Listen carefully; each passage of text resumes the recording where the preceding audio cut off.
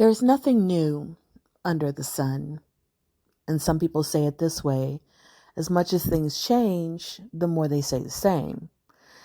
And I'm bringing this up because I was on social media and I saw a person, giving advice. And it was actually really good advice. It was very encouraging. And it made me think about how sometimes people will say that, nobody should be listening to what people say on social media. And there's truth to that. And the fact that, of course, adults need to make their own decisions and try to take advice from good sources, wise sources, sources that have shown some trustworthiness. But also, it kind of hints at an idea that I've heard a lot, that we must be getting weaker because we need, advice from social media. What in the world do people need advice from strangers? And why can't they figure out things on themselves? Why can't they use common sense? And that to me is kind of a strange sentiment, because the oldest book of advice is the teachings of Ptah-hotep. And that book predated Christ. It was from the 5th dynasty pharaohs. So it's over 3,000 years old. And then if you go a little bit more recent, you have the book of Proverbs in the Bible, which is a book of advice, as well as prayers and,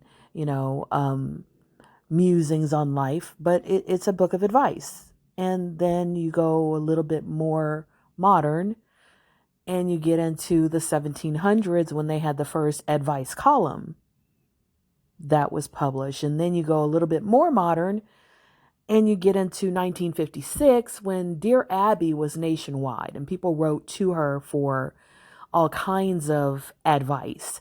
And then you get to be a little more modern, and then you have the talk shows where people called in talking about all kind of issues, wanting to explore all kind of issues and get advice and insight from, psychologists and psychiatrists and doctors and biologists and makeup artists and relationship counselors and, religious leaders and everybody. So the need for advice isn't new. You can look back in history and see that people were using divination, and they had, advice givers from, the king having a board, or, you having a council, to, the wise woman, the medicine woman, the healer, the midwife, the priest. So this is a human need to get counsel.